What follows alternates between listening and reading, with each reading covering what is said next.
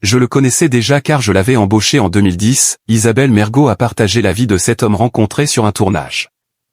Isabelle Mergo avait évoqué il y a quelque temps sa relation avec un homme qu'elle connaissait de longue date. Il s'agit d'un ancien employé avec qui elle a vécu une histoire particulière, comme elle le racontait.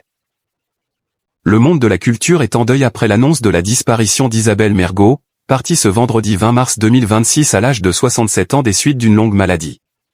Comédienne incontournable, réalisatrice de talent couronnée par un César pour son inoubliable long-métrage Je vous trouve très beau, et voix emblématique des grosses têtes sur RTL, elle laisse derrière elle une carrière riche et protéiforme.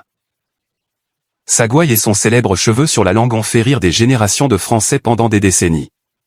Mais derrière les rires, l'autodérision et les plateaux de tournage, celle qui vient tristement de nous quitter s'était tout de même laissée aller à quelques confidences sur sa vie amoureuse dans les médias.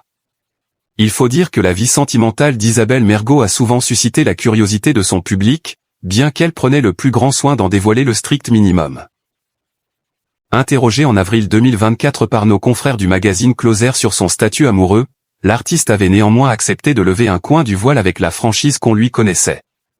Vous avez récemment avoué à Laurent Ruquier, dans Les Grosses Têtes, sur RTL, que vous aviez quelqu'un en ce moment, lui avait-on alors très directement demandé lors de cette entrevue.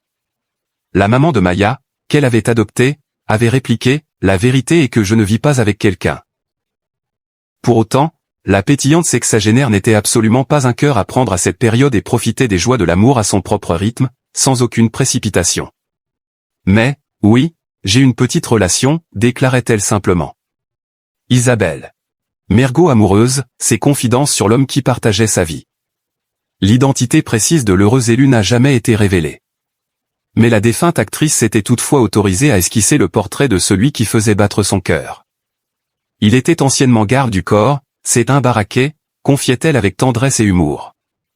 Leur rencontre ne datait d'ailleurs pas d'hier et s'était déroulée dans un cadre strictement professionnel.